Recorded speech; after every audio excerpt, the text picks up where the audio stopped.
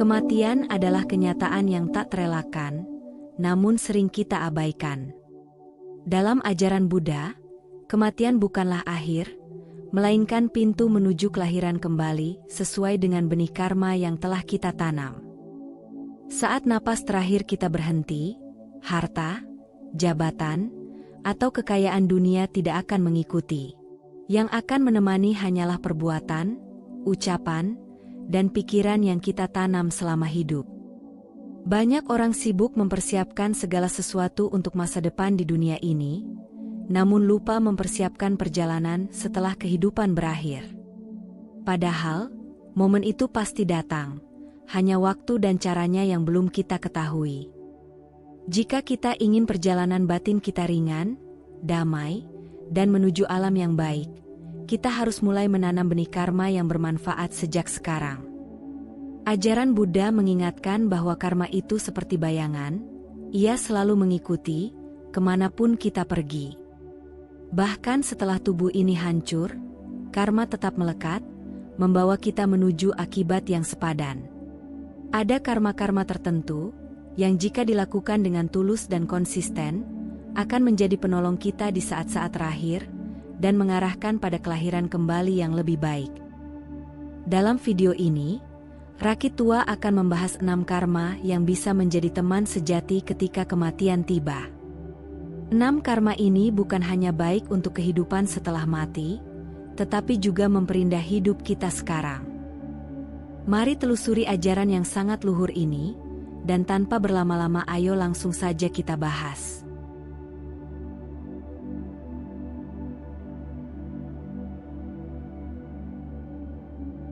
Pertama, berbakti kepada orang tua. Dalam ajaran Buddha, bakti kepada orang tua bukan sekadar kewajiban sosial, melainkan salah satu bentuk kebajikan tertinggi yang berakar pada rasa syukur. Orang tua adalah makhluk pertama yang menunjukkan welas asih tanpa pamrih kepada kita. Mereka merawat, mengasuh, dan membimbing kita sejak belum mampu berdiri hingga dewasa. Buddha mengajarkan bahwa membalas jasa mereka adalah tindakan luhur yang akan menumbuhkan karma baik yang mengalir hingga kehidupan mendatang. Merawat, menghormati, dan menghargai orang tua tidak hanya berarti membantu secara fisik, tetapi juga menjaga hati mereka tetap damai. Kata-kata yang lembut, sikap hormat, dan kesediaan untuk mendengarkan keluh kesah mereka adalah bentuk bakti yang tidak ternilai. Dalam Anguttara Nikaya, Buddha menyebutkan bahwa anak yang mengangkat dan menopang orang tuanya ketika renta, memberikan mereka apa yang dibutuhkan, serta menuntun mereka ke arah kebajikan, sedang melakukan kebajikan yang sulit ditandingi. Bakti kepada orang tua adalah ladang pahala yang luas. Pahala ini lahir bukan dari keterpaksaan, melainkan dari ketulusan dan rasa syukur. Ketika hati kita dipenuhi rasa hormat dan kasih sayang kepada mereka, batin menjadi lembut, penuh cinta, dan terhindar dari kesombongan. Kelembutan batin ini akan menjadi pelita yang menerangi jalan ketika kita meninggalkan dunia ini, membimbing kita menuju alam kelahiran yang lebih baik. Buddha bahkan menyamakan bakti kepada orang tua dengan memuja para Buddha. Ini menunjukkan betapa agungnya nilai orang tua dalam kehidupan seorang anak. Saat kita melayani mereka dengan cinta, kita sesungguhnya sedang melatih cinta kasih dan welas asih dalam bentuk yang paling nyata. Kebajikan ini menanamkan benih kebahagiaan yang akan kita petik, baik di kehidupan sekarang maupun nanti. Oleh karena itu, jangan tunggu waktu untuk berbakti. Orang tua bukanlah sosok yang akan bersama kita selamanya di dunia ini. Setiap senyum mereka, setiap doa yang mereka panjatkan, adalah anugerah yang tak tergantikan. Menjalankan bakti kepada orang tua bukan hanya menolong mereka, tetapi juga menolong diri kita sendiri. Mempersiapkan batin yang bersih dan ringan ketika tiba saatnya kita menghembuskan napas terakhir.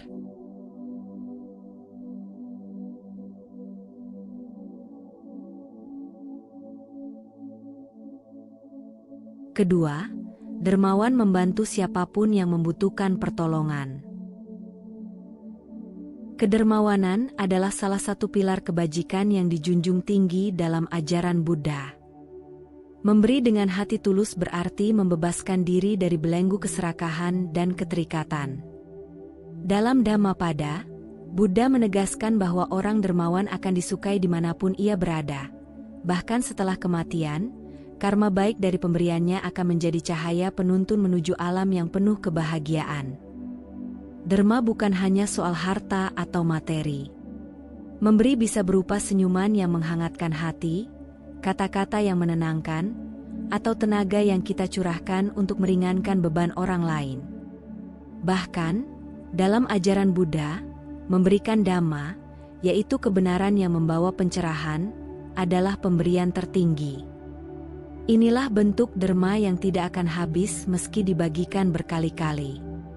Ketika kita membantu siapapun yang membutuhkan, tanpa memandang status, suku, agama, atau hubungan pribadi, kita sedang menumbuhkan cinta kasih dan welas asih yang murni. Energi welas asih ini akan meninggalkan jejak mendalam di aliran batin kita.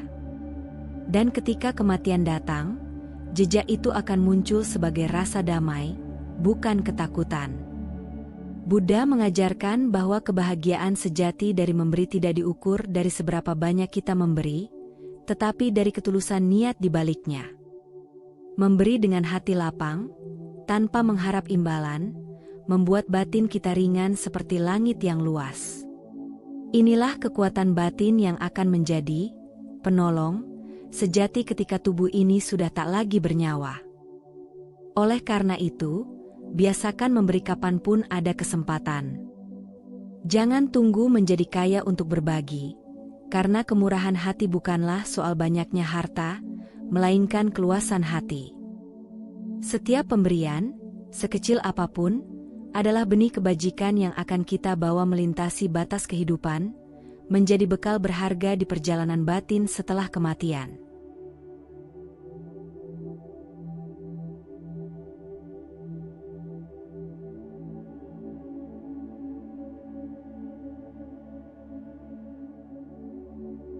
Ketiga, kesabaran tanpa batas. Kesabaran adalah permata batin yang membuat kita kokoh di tengah badai kehidupan. Dalam ajaran Buddha, kesabaran bukan berarti diam tanpa tindakan, melainkan kekuatan untuk tidak membalas keburukan dengan keburukan, serta kemampuan menahan diri dari amarah yang dapat merusak diri sendiri dan orang lain. Orang yang melatih kesabaran akan memiliki batin yang tenang, sehingga ketika kematian datang, ia tidak dibayangi oleh penyesalan atau dendam. Buddha pernah bersabda bahwa kesabaran adalah pertapaan tertinggi. Kesabaran adalah ujian yang membedakan mereka yang bijak dari mereka yang masih terbelenggu oleh emosi. Dalam kesabaran, terkandung keberanian, kebijaksanaan, dan cinta kasih.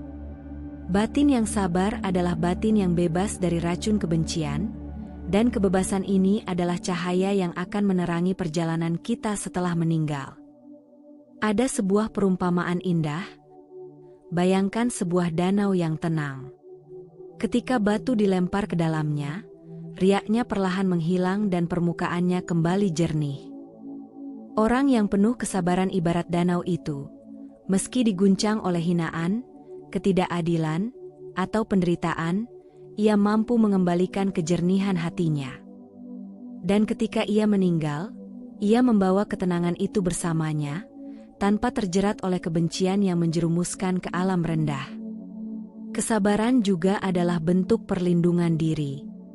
Orang yang mudah marah sering membuat keputusan yang merugikan dirinya, menanam karma buruk yang akan ia tuai di masa depan. Sebaliknya, orang yang sabar menanam benih kedamaian dan kebahagiaan. Benih ini akan menjadi perisai yang melindungi batin di saat-saat terakhir kehidupan. Oleh karena itu, latihlah kesabaran seperti seorang tukang batu yang memukul batu besar ribuan kali hingga retak. Jangan menunggu situasi sempurna untuk bersabar, karena justru di saat kita diuji itulah kesabaran menjadi nyata. Ingatlah, kesabaran yang kita bangun hari ini adalah harta yang akan kita bawa hingga melampaui batas kematian.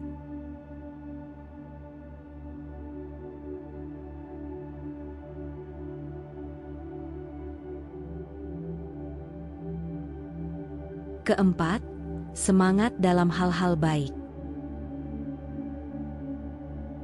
Semangat dalam kebajikan adalah bahan bakar yang membuat kita terus berjalan di jalan dhamma, meskipun kadang jalannya terjal dan penuh tantangan. Dalam ajaran Buddha, semangat ini bukan sekadar antusiasme sesaat, melainkan tekad yang konsisten untuk menumbuhkan kebaikan, meninggalkan keburukan, dan mengembangkan kebijaksanaan.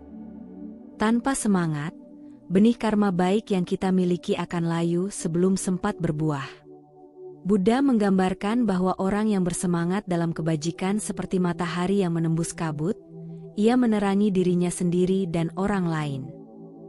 Semangat adalah kekuatan yang membuat kita mampu menaklukkan rasa malas, keraguan, dan ketakutan.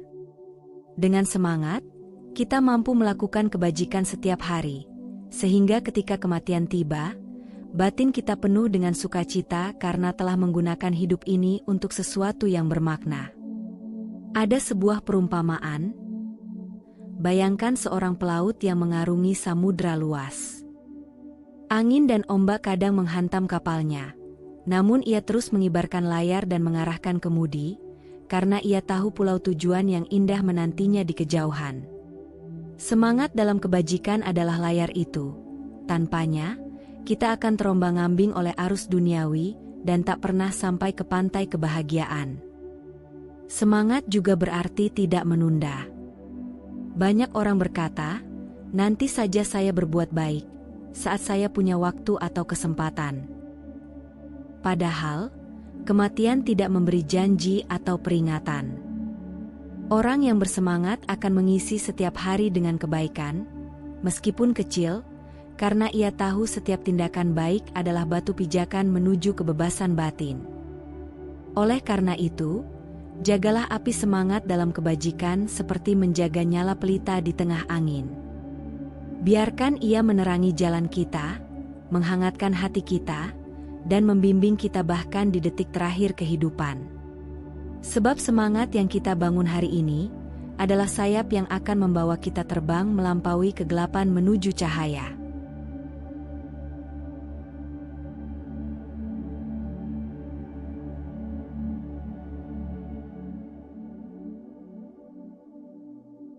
Kelima, memiliki cinta kasih dan welas asih.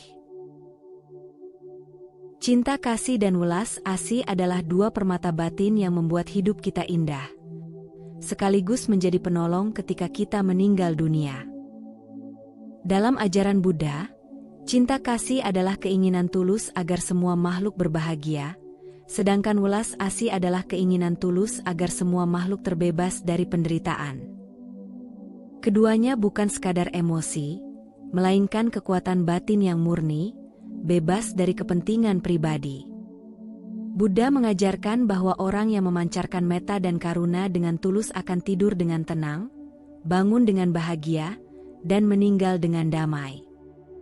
Hati yang dipenuhi cinta kasih tidak memberi ruang bagi kebencian, iri hati, atau dendam. Maka, ketika kematian datang, batin yang penuh cinta kasih akan seperti burung yang terbang ringan di udara, bebas dari beban karma buruk. Ada sebuah perumpamaan indah. Bayangkan lilin yang menyala di tengah ruangan gelap. Lilin itu memberi cahaya dan kehangatan kepada semua orang di sekitarnya, tanpa bertanya siapa yang pantas menerimanya. Begitu pula cinta kasih, ia menyinari semua makhluk tanpa membeda-bedakan. Dan seperti lilin, cinta kasih yang tulus akan terus bersinar bahkan ketika tubuh kita sudah tiada, meninggalkan kehangatan di hati orang lain dan menuntun batin kita menuju alam yang baik. Welas asih juga melatih kita untuk tidak hanya melihat penderitaan, tetapi bergerak untuk meringankannya. Saat kita mengulurkan tangan kepada yang lemah, memberi senyum kepada yang sedang berduka, atau mendengar dengan penuh empati, kita sedang menanam benih karma baik yang akan kembali kepada kita di saat-saat genting, termasuk saat meninggalkan dunia. Oleh karena itu, jangan batasi cinta kasih dan welas asih hanya untuk keluarga atau orang terdekat. Sebarkan ia kepada semua makhluk, manusia, hewan, bahkan mereka yang pernah menyakiti kita. Sebab ketika kita meninggal, yang akan kita bawa bukanlah harta atau jabatan, melainkan hati yang luas, penuh kasih, yang akan menjadi sayap membawa kita menuju kebebasan sejati.